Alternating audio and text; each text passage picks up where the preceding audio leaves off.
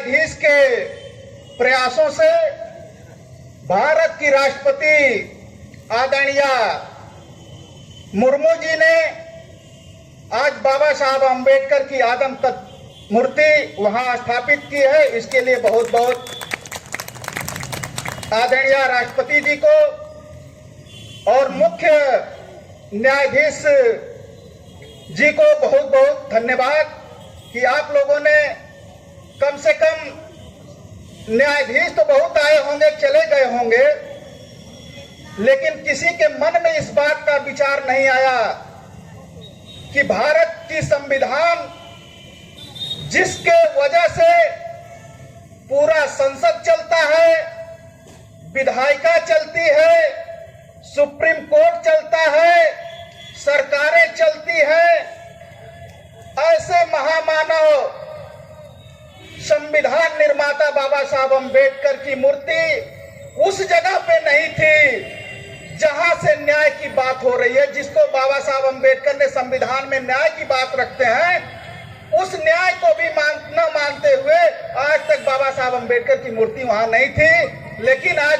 अगर स्थापित हुई है तो ये हम लोगों के लिए गर्व की भी बात है और माननीय मुख्य न्यायाधीश को हम लोगों के तरफ से, इस मंच के तरफ से बहुत बहुत बधाई, बहुत बहुत धन्यवाद, बहुत बहुत मंगल कामना कि आपने बाबा साहब अम्बेडकर का सम्मान किया।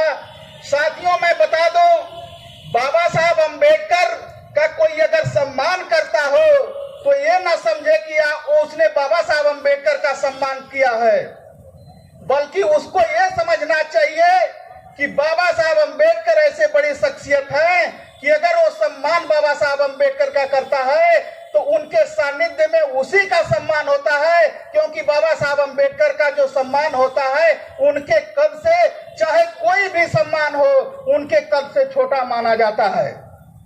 तो साथियों, बाबा साहब अम्बेडकर के कद के सामने कोई भी सम्मान हो वो छोटा है। इसलिए मैं आप लोगों को इस बात की बधाई देते हुए कि आप लोगों ने इस कार्यक्रम में धैर्यता पूर्वक सभी हमारे साथियों का, सभी हमारे अतिथियों का, सभी हमारे विशिष्ट अतिथियों का, मुख्य अतिथि जी का आप लोगों ने स्पीच को सुना है और न सिर्फ स्पीच को सुना है बल्कि आने वाले समय में आप लोगों ने एक मील का पत्थर रखने का काम किया है कि अब प्रत्येक 26 नवंबर को आप अपने ही गांव में, अपने ही मोहल्ले में, अपने ही जनपद में, यानी घर घर संविधान दिवस मनाने का काम हम लोग करेंगे। इन्हीं चंद शब्दों के साथ मैं अपनी वाणी को विराम देता हूं। आप सभी का पुनः धन्यवाद करते हुए, सबका धन्यवाद करते हुए आप लोगों को मैं नमो बुद्धाय जय भीम कहना चाहता था, लेकिन सर ने आदेश किया है कि आप जो बाबा साहब अम्बेडकर के सम्मान में कविता कहते हैं, अपने महापुरुषों के सम्मान में जो कविता कहते हैं, उस कविता को आप जरूर यहाँ सुनाइए, क्योंकि हो सकता है कि एक ही व्यक्ति यहाँ बैठा हो जो उस कविता से लाभान्वित नहीं हुआ हो, तो उस कविता को आप बताने का काम करेंगे। तो साथियों, मैं सर के आदेश को मानते हुए आप लोगों के समक्ष मैं बाबा साहब अम्बेडकर अपने महापुरुषों के सम्मान में उस कविता को रखने का प्रयास करूंगा। जो भी त्रुटि होगी साथियों, उसको आप लोग अनदेखा करने का प्रयास करिएगा। तो साथियों, कहने का अर्थ है, कुछ लाइनें मैंने अपने से लिखा है कि अम्बेडकर जैसा बनना है, अम्बेडकर जैसा बनना है तो अम्बेडकर जैसा करना होगा, अम्बेडकर जैसा बनना है तो अम्बेडकर जैसा करना होगा। अब बुद्ध सा आदर पाना है तो घर को छोड़ निकलना होगा, बुद्ध सा आदर पाना है तो घर को छोड़ निकलना होगा। और रैदास कबीर सा बनना है तो सत्य राह दिखलाना होगा, रैदास कबीर सा बनना है तो सत्य राह दिखलाना होगा।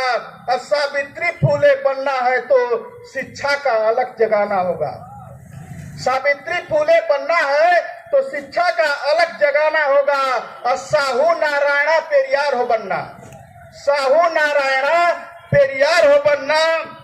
तो साहस उतना करना होगा, और शासक तुमको बनना है तो कांसी राम सा चलना होगा, कांसी राम सा चलना होगा।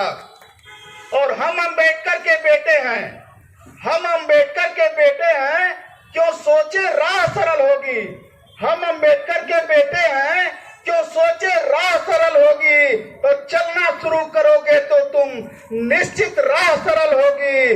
कुछ ज्यादा वक्त लगेगा पर, कुछ ज्यादा वक्त लगेगा पर संघर्ष जरूर सफल होगा। कुछ ज्यादा वक्त लगेगा पर संघर्ष जरूर सफल होगा, और हर संकट का हल होगा। वो आज नहीं तो कल होगा, वो आज नहीं तो कल होगा। इन्हीं चंद शब्दों के साथ